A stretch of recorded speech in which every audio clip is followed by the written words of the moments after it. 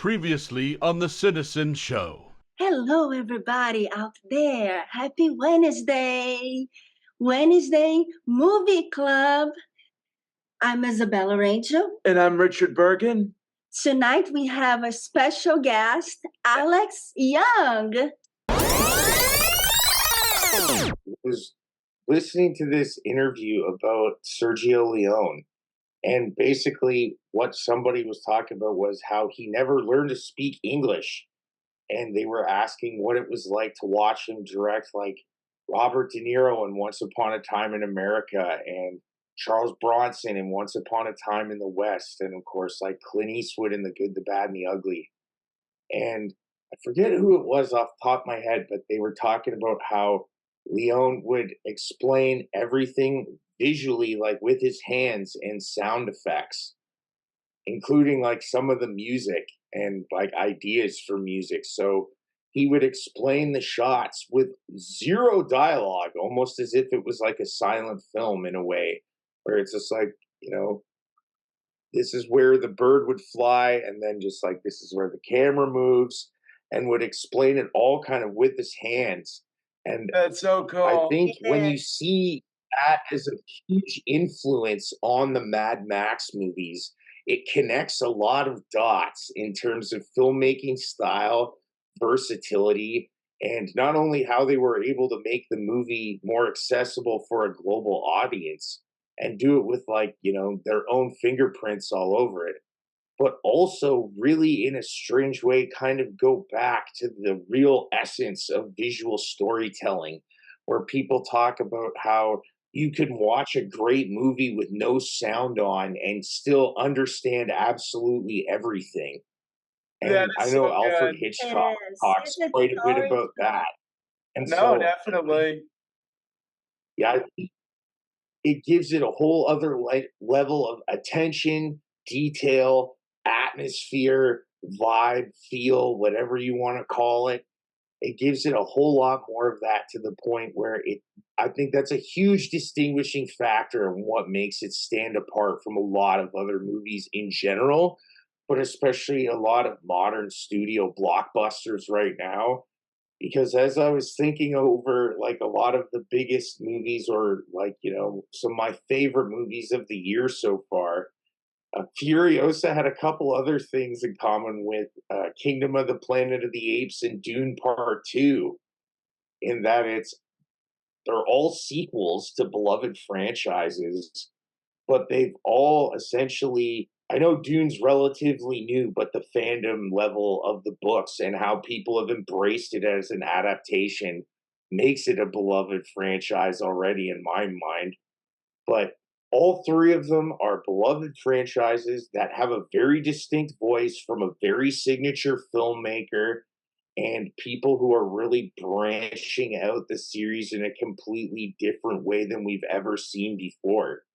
Because one thing that really also made Furiosa stand out from any of the other Max movies in my mind, and one thing it brought that was very fresh into the table, was the structure of it. Not just the fact it was 5 acts, but how it was organized in a very novelistic way, with chapters and very clear cut beginnings and ends. So it gave the story a lot of momentum, but most of the Max movies take place in a very tight timeline. You know what I mean? Oh, yeah. It's like, here's one day or a weekend or something like that. Whereas Furiosa sprawled out over, what was it, like 15 or 18 years? Because she's That's like much 19 bigger or so when she goes to kill expansion. Dementis. Yeah. Yeah, they said a Mad Max saga, because this was the first movie that really is a saga all on its own. Whereas the others, not to say that they're lesser, they're just obviously very different, where you kind of have to connect them all to have a saga. Whereas this one is a saga in and of itself.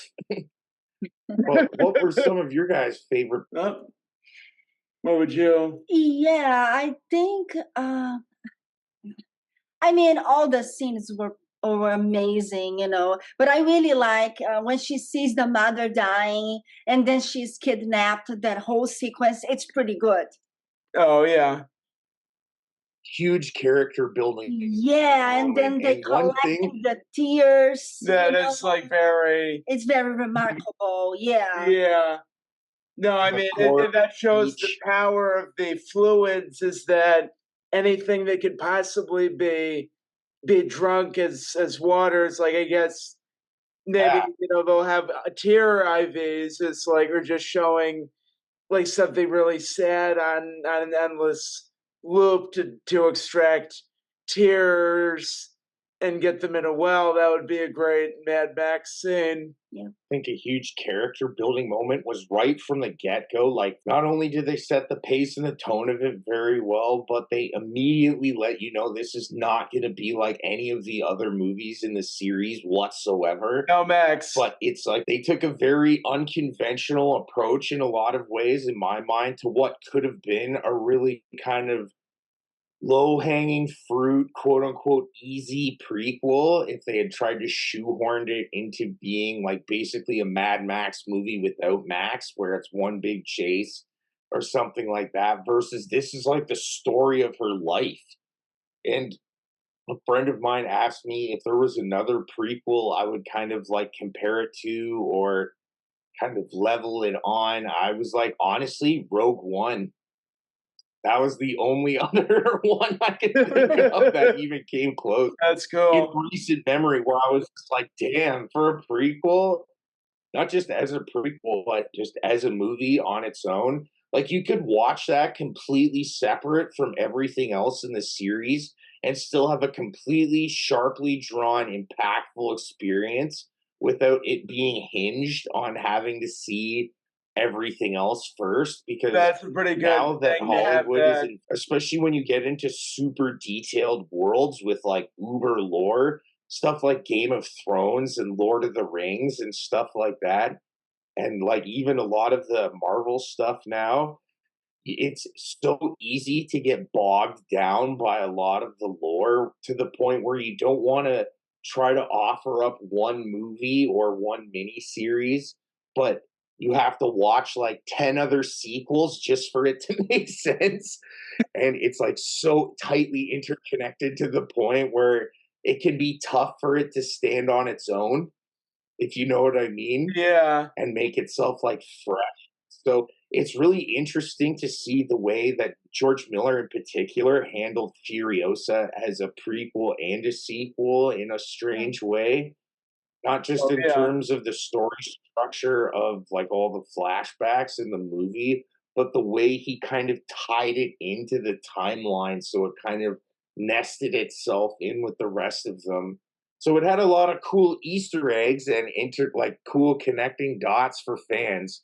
But for somebody, maybe a teenager right now who hadn't seen any Mad Max movie before, who just wandered into the theater on a Friday, could still have a full experience Yeah. with it That's on pretty their own. cool. So tricky and so fragile that at this point, even when I look at a series like James Bond, I'm like, keep reinventing the wheel on this one.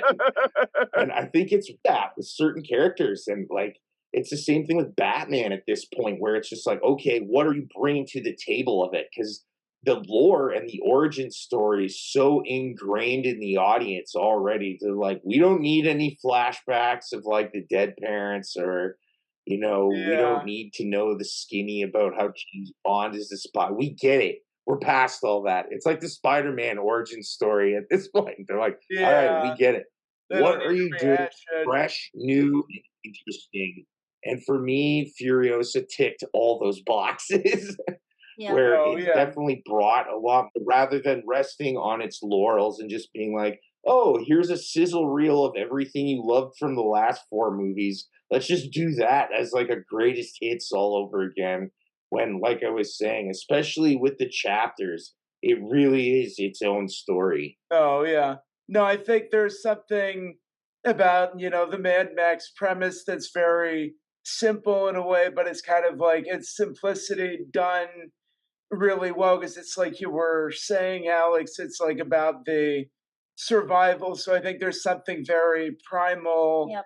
about that. So I think that makes it not something that needs to be overly complicated or interconnected for people Oh, to not at all. The then art you're is just trying to survive these spiky cars full of people that really want to destroy you and try to survive. And I like how the terrain gets increasingly less green in each of the movies. We go from like in the first one, it looks pretty green, and then in the Road Warrior, it looks more deserty with still some green, and then in Fury Road, it's just a pure desert, so you can kind of see visually with the landscapes that they were filming in Australia and in South Africa and anywhere else where it was filmed, they make it look increasingly harsh and oppressive landscape. And I think you don't really need much dialogue or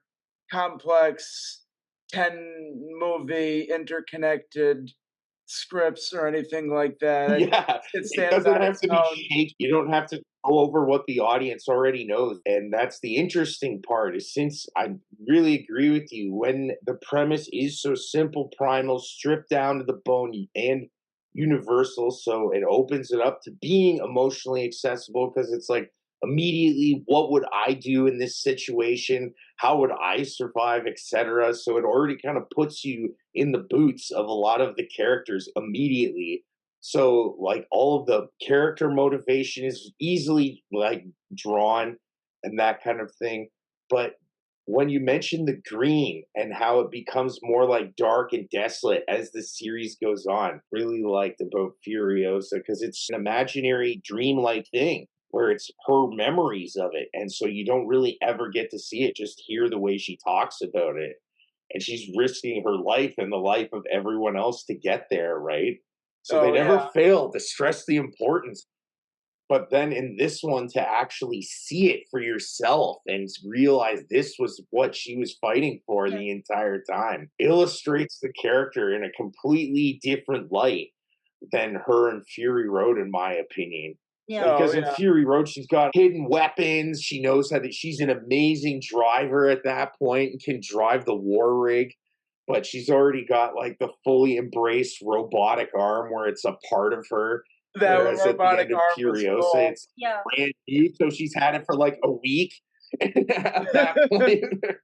And that kind of thing. So it was, I think that's one of the best parts of it is it wasn't just a typical origin story. They completely fleshed out the character in an incredibly like unanticipated way in a lot of ways you don't see coming.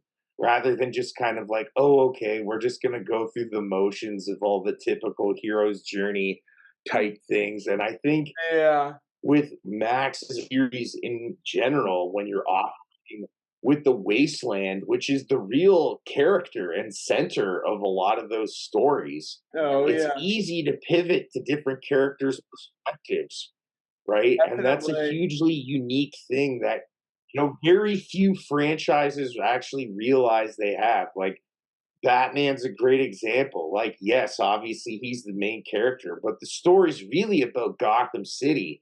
So that's how you're able to populate it with all these other amazing characters and pivot them into being protagonists. So Yeah. when it Oh came yeah. to pivoting to Furiosa, I didn't feel like it completely out of left field.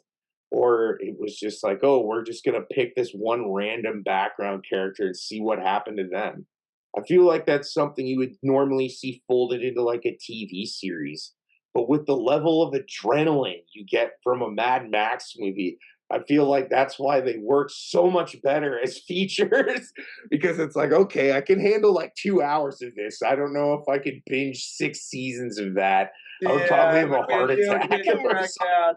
No, Yeah. I think being concise really works in its favor because that's something else I noticed is that Yes, the absolutely. early movies were a little over 90 minutes long, Yeah. and Fury Road was only 2 hours long, which is not that long compared to most other big blockbuster movies. So I think being concise really works in its favor. It doesn't need a lot of extra fat No. on the movie.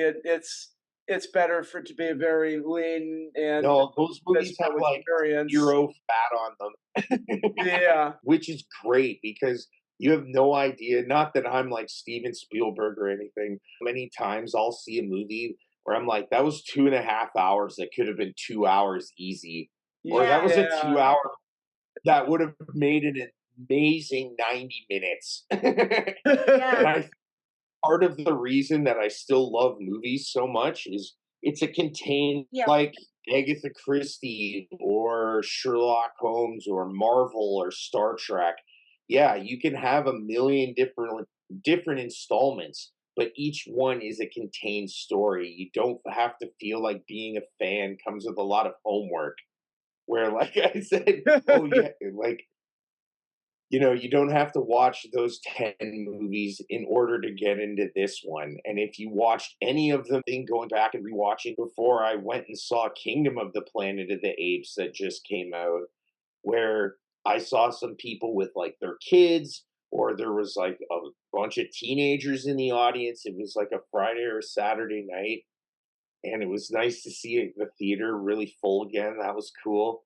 But I was like, if none of these kids saw any of these other movies, they could still get totally hooked into this one and Okay. then go That's Yeah. back and good. watch the Really good. rest at Yeah. That's what you their own need. leisure, right? That's the double-edged sword of signing on to these giant IP franchises is yes, you have a lot of the world building and other stuff like already on the table. You've got a big toy chest with a lot of tools in it at your Oh yeah. disposal, right? Which normally you have to do completely from the ground up. That's what it is. But the double-edged sword with these giant franchises too is now you also like yes, you have a built-in audience, but because of that, the other side of that coin is you have a lot of built-in expectations, high expectations of in some cases of people that have been fans for decades that are Oh yeah. like waiting in the wings for this to either be amazing or call it total garbage. Just look at some of the review bombs. So Absolutely. whenever I hear about somebody taking a crack at something like Planet of the Apes or Star Trek, I'm just like, may the odds be in your favor. Like, good luck to you. Yeah. Oh yeah, no, it's really hard, and I can only imagine how much pressure that would be. And this is for anybody who's worked in show business, is that at a certain point you have to make peace psychologically with being a public figure, with with having your work be seen by thousands of people. But I'm still in the league of like my work is being going to be seen by thousands of people. For these directors, their work is going to be seen by billions of people. It's going to Yes. be seen by the widest Potentially, yeah. possible audience with the widest possible expectations and vested interest in the movie, in the franchise, in the characters. So I can Yeah, I only think imagine it's a that's an lot tougher incredible than amount of some people may pressure. think. That might drive me insane. I don't Oh know. I'm yeah. not in Yeah, a Yeah. situation yet, but I can easily see I somebody can't say I'd going be surprised. crazy. Yeah. That is true. It can happen to anybody, but I Yeah, was just There's wondering absolutely. so what some many of your favorite expectations, Yeah. the book itself. All the fans, they're Oh yeah. expecting this They're movie. expecting so much. Yeah. And some of that is Oh, just yeah. because of their childhood nostalgia. Yeah. Some of these expectations couldn't possibly be filled because they're not 10 years old anymore. So even if the movie was better than the ones that came out when they were a kid, it still wouldn't feel the same to them because they're older now. But not everybody Oh, necessarily thinks in it's those. a very fragile balance, and that's why I was Yeah. gonna Yeah. ask you, people talk about reboots and, like, prequels, etcetera, that don't work for them. I was wondering what some of your favorite reboots or prequels were, because Oh, I think honestly, be Fury Road is Yeah. pretty That's pretty spectacular oh, good. as it's as gotta it be in the goes. top 10 for me, for sure. Oh yeah, no, that was. I think if anything, I think if anything, it improves on the ones that came before because George Miller, like you said before, he has many decades of experience as a director. So it's kind of like the culmination, I think, of everything that he was working towards. with Mad Max and with the other movies that he made, he was working towards this basically since the 70s and 80s, and that's a pretty incredible thing when you think about it. Oh, it's such a rare beast and such a rare gem for exactly that reason. Because honestly, I don't think anybody else could have brought the franchise roaring back the way he did. And I feel like with that movie, it's one of those rare things where the stars just completely aligned. It was the right director with the right story and the right cast at the right time, and it Oh, all yeah. just kind of lines up like this Navy SEAL laser scope sniper shot. That's just a total bullseye. Nobody saw coming whatsoever, and I'll never forget it Yeah, I because I saw in was gonna theaters Oh, flip too. a yeah. coin. Yeah, You guys were very But lucky. I did not see it in the yeah, don't theater. went into the I theater. want to if they do It's another screening. I definitely wanna see it on the big oh my screen. god, one yeah, of my it is favorite stunning. theater It's like experiences ever. yeah, Yeah, I was gonna flip a coin between seeing either that opening weekend and the other big movie at the theater I was in was Avengers 2: Age of Ultron, and I went and saw Fury Road instead, just being like, "Yeah, sure, whatever, I'll give it a chance." I liked Tom Hardy. yeah. That's cool they brought George Miller. I liked Charlize Theron too. Mhm. And man, that movie just ripped like a chainsaw, just completely bulldozed me right over. It moved so fast, and seeing it in theaters, they had the sound cranked. Oh yeah, So it Oh, was yeah. honestly almost being like in a heavy metal roller yeah. coaster. No, it is a It's heavy it's metal. very Oh my Yeah, metal. and god, the guy playing two guitar. It's hours like later.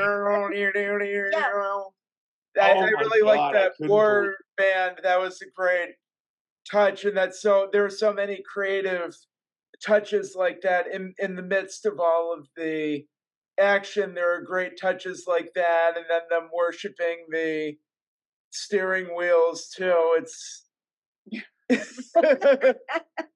and spraying chrome in their mouths. It's like so many great kind of creative touches. It's really cool. yeah, Well, especially when you're gonna tackle such a distinct genre like cyberpunk or dystopian or sci-fi, because a key element with the Max movies that I think really pushes it over the edge and gives it a lot of extra like brownie points in my mind is it's such a detailed and textured world where everything has like an explanation in George Miller's mind.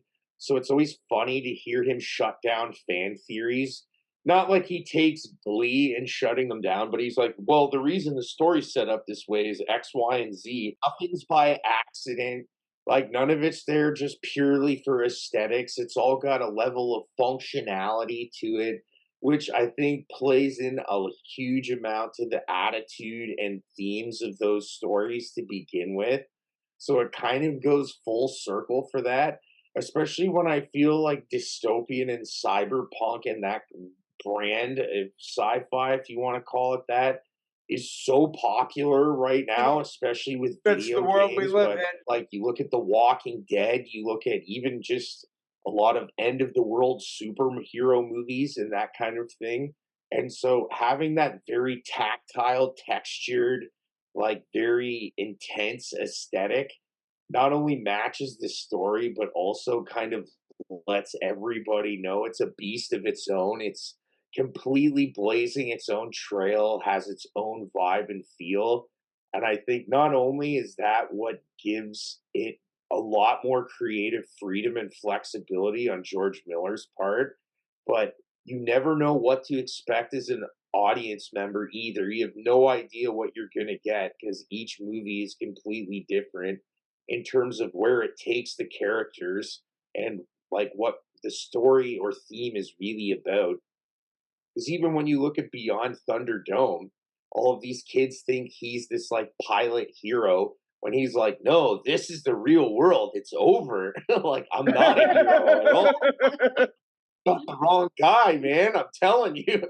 And it's almost like a mistaken identity type thing. But in the end, it's like, about being realistically true to yourself because he realizes he can't talk his or fake his way out of anything. He has to be Max for better or for worse. While everyone else is in survival mode is a huge part of what helps him stay alive. So even though it's not super dialogue heavy as far as those movies go, I feel like the way he portrays the themes on an emotional level Yeah. is It's a very huge easy to connect to. defining. Yeah, it's very universal, like you said.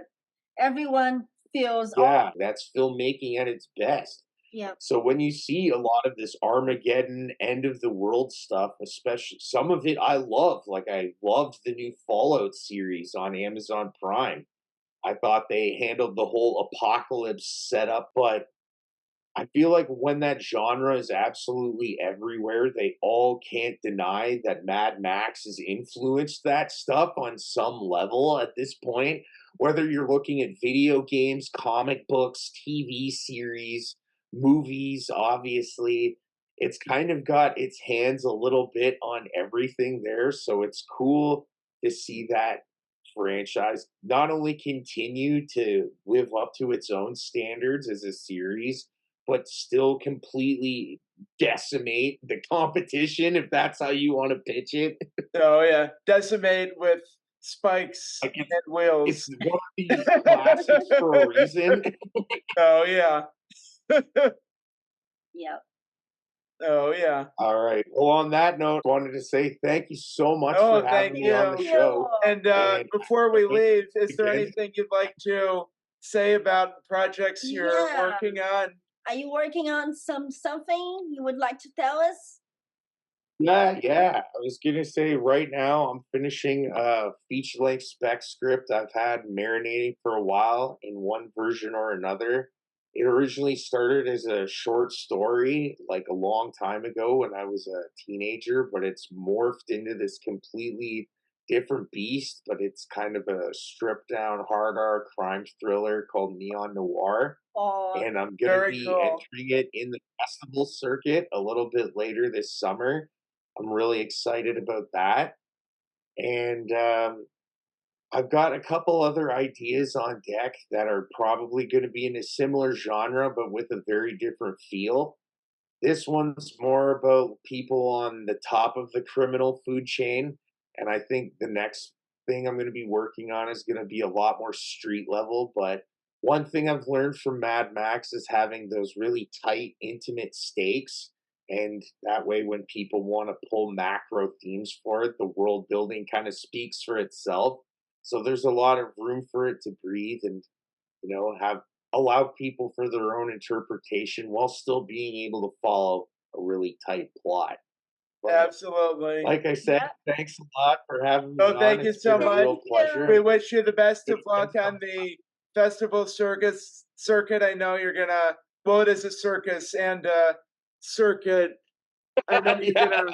you're definitely right about that. But have a good one, you guys. It was I'll great catch you next having time. It you. was great talking to you, and yeah, would be happy to have you back on the show anytime. Yeah. So goodbye, Thanks a Cinesinners. lot, gang. Like our channel, give us a thumbs up. Yeah. Spread our Subscribe. creepiness to friends and family. Yes. Bye. Bye. Later.